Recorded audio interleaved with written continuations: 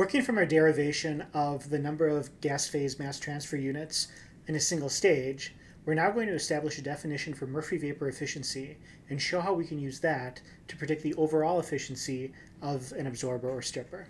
So let's begin with the derivation in class for the number of gas phase mass transfer units in a single stage. So for a single stage, we determine that NOG is equal to the natural log of yi at stage n plus 1 minus yi star at stage n over yi at stage n minus yi star at stage n.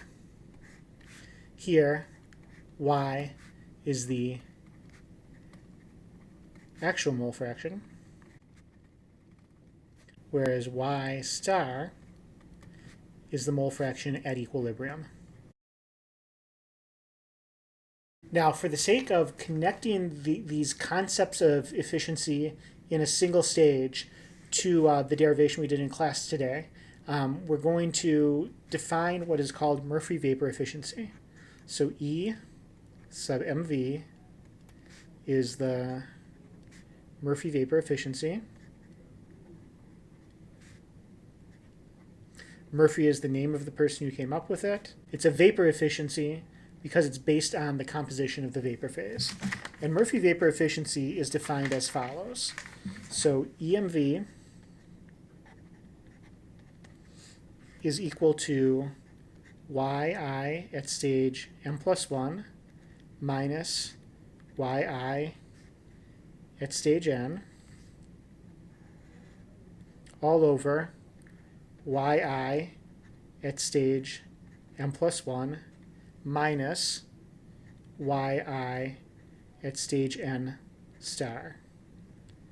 Now, you can see what this represents when we think again of what the column looks like.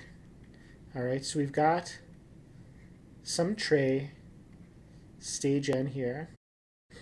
So leaving stage n, we have composition yi n. Entering stage n, we had composition yi n plus 1. And the star continues to represent the true equilibrium composition. All right, so what we have here in the numerator then is the actual change of the vapor composition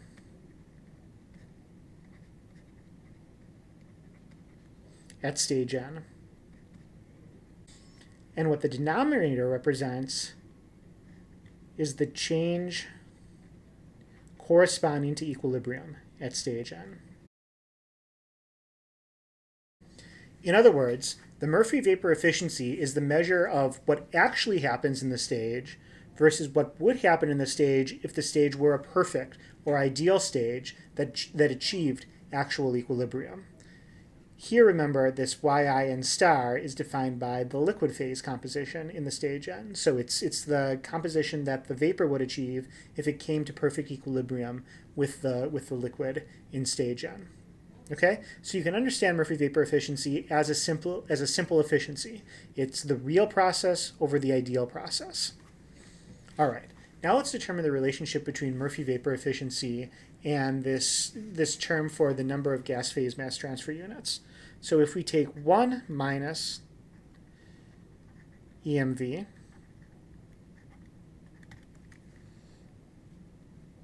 we're going to get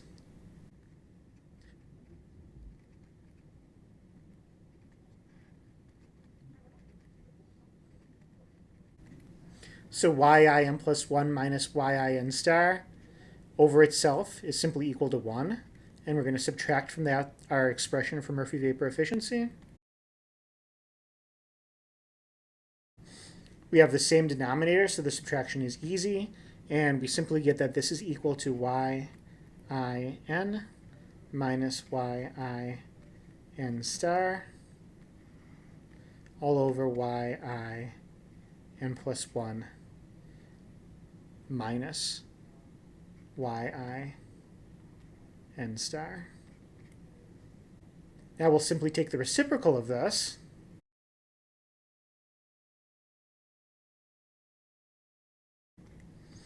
and we get the expression that's inside the logarithm in the equation for NOG for a single stage.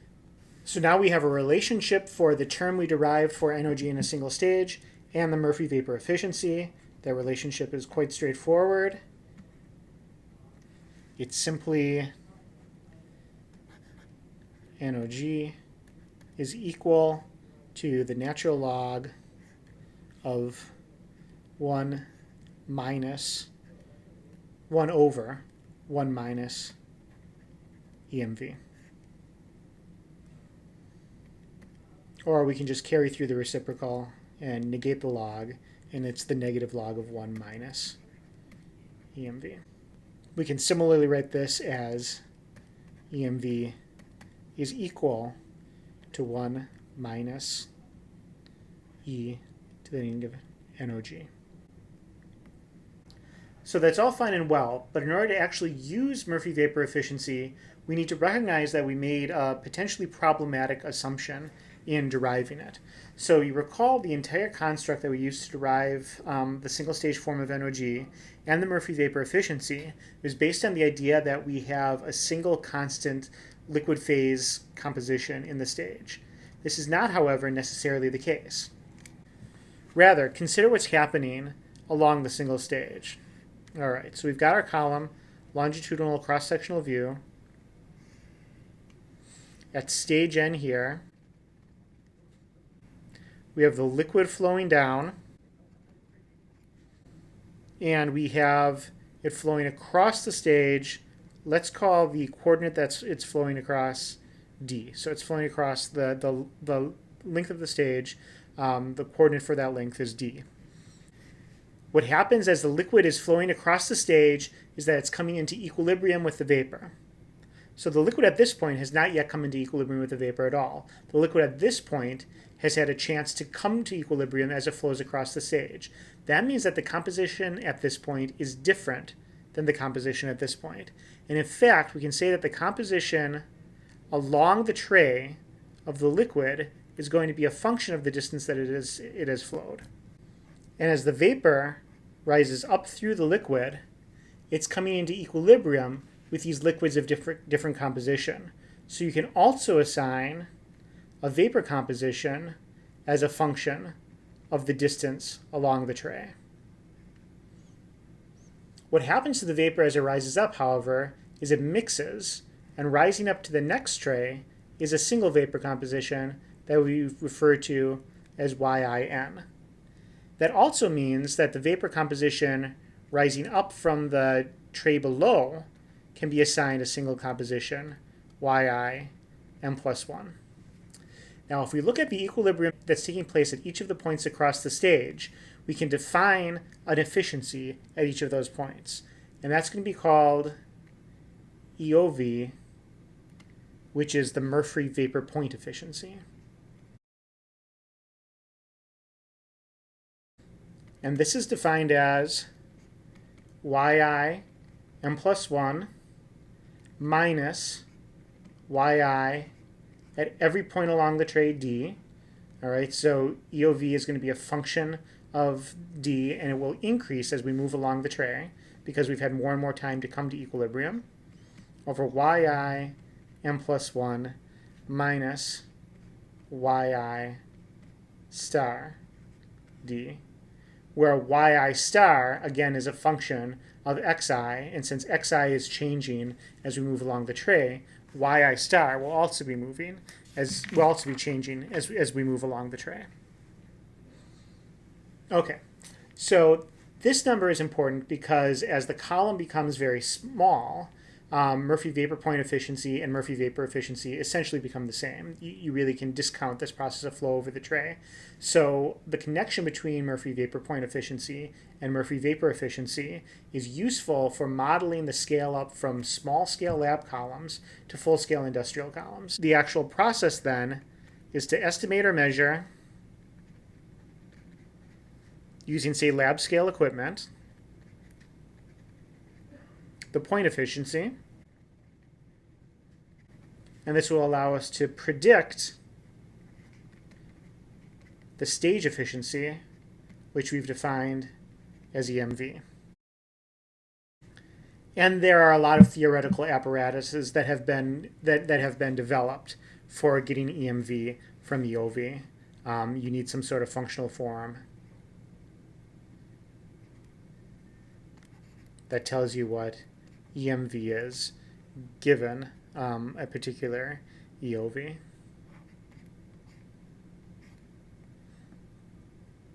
And some are given in your book. They can be pretty elaborate. All right, so once you have this, you now need to take your Murphree vapor efficiency and transform it to your overall efficiency. And what this essentially involves is taking what we know about the number of gas phase mass transfer units in a single stage and integrating this expression over the entire length of the column. And that integral can be involved, but it works out very simply for columns when the equilibrium curve is a straight line. And remember, for these absorption and stripping processes, the equilibrium curve can often be estimated as a straight line. So if the equilibrium curve is a straight line, then the equation for overall efficiency as a function of Murphree vapor efficiency works out to a very simple form. And we get the following. We get that the overall efficiency is equal to the log of 1 plus EMV times lambda minus 1 all over the log of lambda, where lambda is equal to mv over L. Here, m is the slope of the equilibrium curve, and it's a constant value because remember we have a straight equilibrium curve. V is the vapor flow rate, and L is the liquid flow rate. So of course, the slope of the equilibrium line, this is just going to be rise over run, y over x. So it's the k value, essentially. So lambda is going to equal kv over L, or 1 over the absorption factor. And now we can predict the overall efficiency for the column on the basis of the Murphree vapor efficiency, which is measured at a single equilibrium stage.